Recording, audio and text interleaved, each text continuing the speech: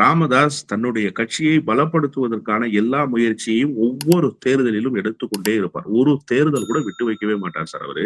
எல்லா தேர்தலிலும் தன்னுடைய கட்சியை பலப்படுத்துகிற வேலையை பிரதானமாக செய்வார். அதான் ரொம்ப முக்கியம். இந்த கூட்டணியில இருந்து அந்த கூட்டணி, அந்த கூட்டணியில இருந்து இந்த கூட்டணி, இதெல்லாம் ஒரு விமர்சனத்துக்கு உள்ளாகுமே, நம்முடைய நம்பகத்தன்மை கெட்டு போகுமே, நம்முடைய கட்சியினுடைய பெயர் பாழ்பட்டு போகுமே, அதெல்லாம் நினைக்க மாட்டார். தேர்தல் வெற்றி தான் இலக்கு. அதிகாரம் கையில் இருந்தால் எதை வேண்டுமானாலும் செய்து முடிக்கலாங்கிறது அவருடைய எண்ணப்பாடு. அதற்கு சாதுரியமாக காய் நகர்த்துவார். இப்ப அன்புமணி ராமதாசினுடைய வருகைன்னு வந்துருச்சுல்ல, நடுவண் அமைச்சராக இருந்துட்டார்ல, அதன் பிறகு கட்சியை மெல்ல அவருடைய ஆளுகைக்கு கொண்டு வரணும்னு ராமதாஸ் முயற்சிக்கிறார் இல்லையா?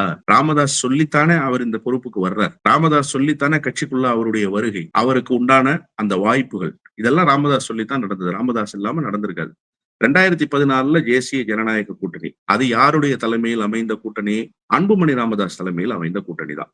அன்புமணி ராமதாஸ் தான் பாட்டாளி மக்கள் கட்சி அந்த நேரத்துல லீட் பண்றார். ராஜ்நாத் சிங் அன்னைக்கு தேசிய தலைவர் சார். வந்து கூட்டணியை சென்னையில அறிவிக்கிறாங்க. தேமுதிகவினுடைய நிறுவன தலைவராக இருந்த விஜயகாந்த், மதிமுகவினுடைய பொதுச் செயலாளர் வைகோ, இப்படி எல்லோரும் அந்த மேடையில் இருக்கிற போது அன்புமணி ராமதாஸ் தான் பாட்டாளி மக்கள் கட்சியை ரெப்ரசன்ட் பண்றாரு.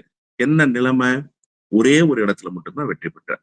மீதி இடங்கள்ல வெற்றி பெற முடியல. அந்த வெற்றிக்கு கூட ராமதாஸ் முழு நேரமாக பணியாற்றினார். தருமபுரி தொகுதியில் முழு நாளும் இருந்தார். தேர்தல் முடிகிற வரை இருந்தார். அதனால் அந்த வெற்றி ஈட்டப்பட்டது. 2014 மாற்றம், முன்னேற்றம், அன்புமணின்னு முழக்கத்தை முன் வச்சு தேர்தலை சந்திச்சீங்க. பல தொகுதியில டெபாசிட்டே கிடைக்கல. 2019 என்ன நிலைமைன்றத பார்த்தோம். 2021 அததான் ராமதாஸ் சொல்றாரு. தனித்து போட்டியிட்டு 5 இடங்களில் வெற்றி பெற்ற நாம் பலமான கூட்டணியில் போட்டியிட்டு 4 இடங்களில் வெற்றி பெறுகிறோம். இதற்காக வெட்கப்பட வேணாமான்னு கேட்கிறார். ஒரு தலைவருக்கு அந்த கட்சியினுடைய தேய்மானம் எவ்வளவு பெரிய கவலையையும் வருத்தத்தையும் தரும்ன்றத ராமதாஸ் அன்றைக்கு தன்னுடைய பேச்சுல உணர்த்தி இருக்கிறார்.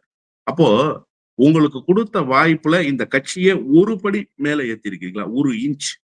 ஆனா தொடர் தோல்விகளையே அந்த கட்சிக்கு பரிசாக தந்து அந்த கட்சியினுடைய வீழ்ச்சிக்கு முழு முதல் காரணமாக அன்புமணி அமைஞ்சிருக்கிறார்ன்றதுதான் அவருடைய செயல்பாடுகளின் மூலமாக உணர முடியுது. 2014 இருந்து இப்போது 2025 வரைக்கும், 2014 வரைக்கும் வச்சு 24 வரைக்கும் உள்ள தேர்தல் எடுத்துக்கோங்க. 10 ஆண்டுகள் எத்தனை தேர்தல்?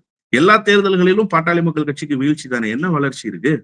அதிலும் நீங்க இப்ப பெற்றிருக்கிற அந்த 4 தொகுதி கூட 10.5 விழுக்காடு இடஒதுக்கீடு என்கிற ஒரு பெரிய பிம்பத்தை கட்டி எழுப்பியதற்கு பிறகு கிடைத்த வெற்றி. அந்த பிம்பத்தை கட்டி எழுப்பி கூட உங்களுக்கு 4 இடம் தான் கிடைச்சிருக்குன்னா எவ்வளவு பெரிய தோல்வியை நீங்க தழுவி இருக்கிறீங்க. இதற்கு யார் காரணம்? அன்புமணி ராமதாஸ் தானே காரணம். அதைத்தான் அவர் சொல்றார். தேர்தல் முடிவை நான் எடுப்பேன், உழைப்பவனுக்குத்தான் இனி அங்கீகாரம், நடிப்பவர்களுக்கு இங்கே வேலை இல்லைன்னு தன்னுடைய மகனுக்கு செய்தி சொல்வதாகத்தான் நான் புரிந்து கொள்கிறேன்.